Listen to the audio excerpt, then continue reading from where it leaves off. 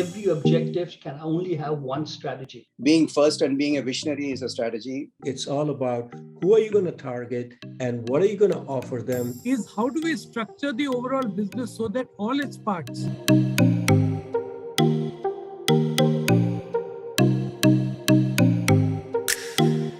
strategy actually is built at various levels. We have a corporate strategy, which is the overall strategy of the organization that is made up of multiple business units operating in multiple markets and geographies. It also determines how the corporation as a whole supports and enhances the value of the business units within it. And a fundamental question to answer is how do we structure the overall business so that all its parts create more value together than they would do individually. And that is really the crux of corporate strategy. Corporations can do this by building strong internal competencies, by sharing technologies and resources between business units, by raising capital cost very effectively, and by developing and nurturing a strong corporate brand. And that's what many large transnational companies like us do. And many, you hear of so many brands which cut across business lines, but it sort of embodies something to the stakeholders. Sometimes it embodies trust. Sometimes it embodies very high level of quality. And there's something which it represents at a very corporate level. Then you have a business strategy, which is a strategy at the business unit level. And it is about competing successfully in individual markets and to address the question, fundamental question, as Bhaskar said, Potter taught you, how do we win in this market? However, this strategy needs to be linked to the objectives identified in the corporate level strategy for it to come together. Otherwise, it won't come together. Competitive analysis, including gathering competitive intelligence, is a great starting point for developing a business unit strategy. It is important for all of us to think about what are our core competencies and how we can use them to meet customer needs in the best possible way. So just to give you an anecdotal example, when I joined this group almost 22,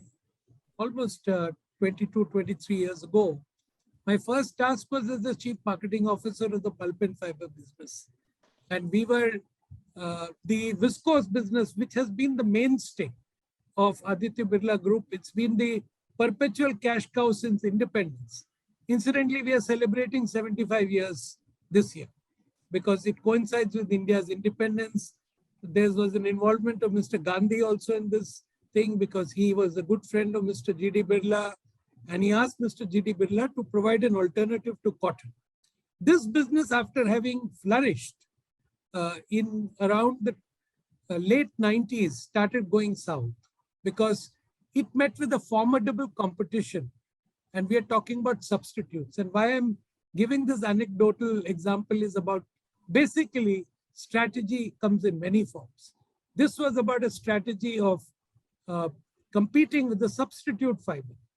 A substitute fiber which had taken the world by storm because of its unique functional advantages, price advantages, technology advantages because of the scope of bringing down the unit cost of production by putting up large CP plants, etc.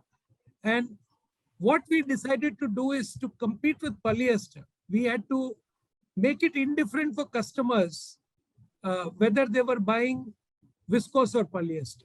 This was a very big sacrifice because we would have to sacrifice a lot in the pricing of viscose. Viscose was almost double the cost of polyester at that time. But this strategy, because of whatever Grassim's unique position was in the industry, it was a virtual monopoly in India at that time.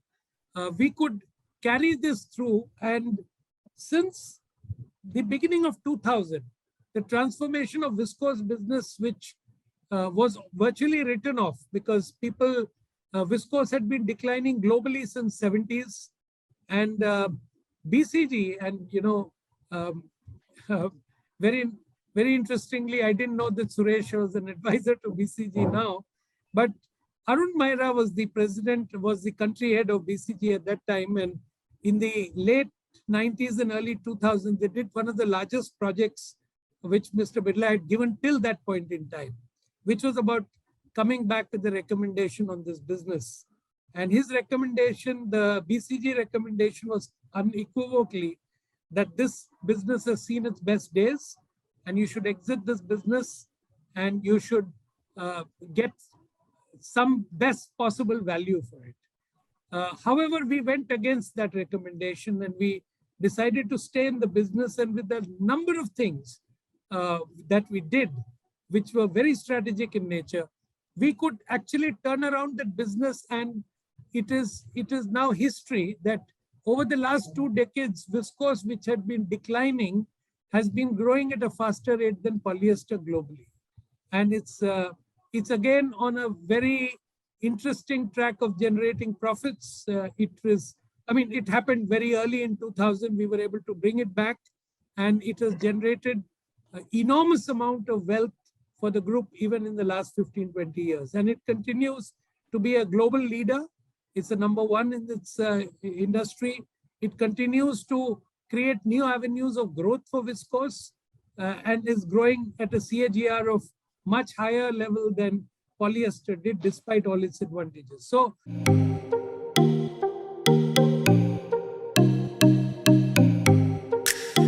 this is what I would rate as a business level strategy, which one did to make the business successful. And of course, it worked to the group's advantage of having a great cash cow again to fund all its ambitions in terms of growth in other businesses, mergers and acquisitions, etc. The third level of strategy I would come to is team strategy. To execute your corporate and business strategies successfully, you need teams throughout your organization to work together. Each of these teams has a different contribution to make, and meaning that each team needs to have its own team level strategy. And however simple this may be, this team strategy must lead directly to the achievement of objectives of the business and corporate strategies. So, this is really what we talk about when we talk about that strategy is nobody's domain really. It is every person and every team in the company who has to virtually live and breathe strategy. It's like Bhaskar said, that, at some point in time, if people are not aligned and they don't understand what the strategy is, they really can't contribute much to it. So in a way, I think it's really very, very important to ensure that teams work together and teams are aligned on strategy. So I've talked at 3 levels. I've talked at the corporate level, I've talked at the business level, and I've talked at the team level. However, if you see what the trend is in the last couple of years particularly, there is something which is now preceding even the designing of a corporate strategy.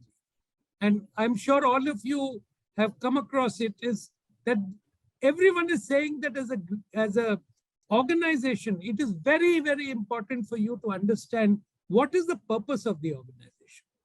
And purpose is now becoming the starting point for developing strategies for the organization, even at a corporate level. That what is your purpose? In a way, it sort of alludes to what Ajay said, that what are you, what do you want to be, which markets do you want to play in, what kind of products you want to have, and beyond purpose and strategy, there's a whole issue of how does this feed upon your culture and your values, and how will you align the culture and values also as part of your strategy. So, it is, to my mind, strategy is not very complex, but it needs to be very, very clearly understood at all levels in the organization. And last but not the least, I think it's very easy to draw up strategies. And like Ajay said, I think the hell is in the details, or the devil is in the details on execution. And I would say that execution is really what, good execution is what makes for great strategies. So that's really my take on what strategy is, what strategy we have deployed over the years. And of course, we are still learning, because I don't think there's any end to this learning today. And today, in the in the times that we are, where we have seen massive disruption, I think what one is hearing about more and more as we work more and more in a virtual world is how digitization is going to become the key strategy for organizations going forward.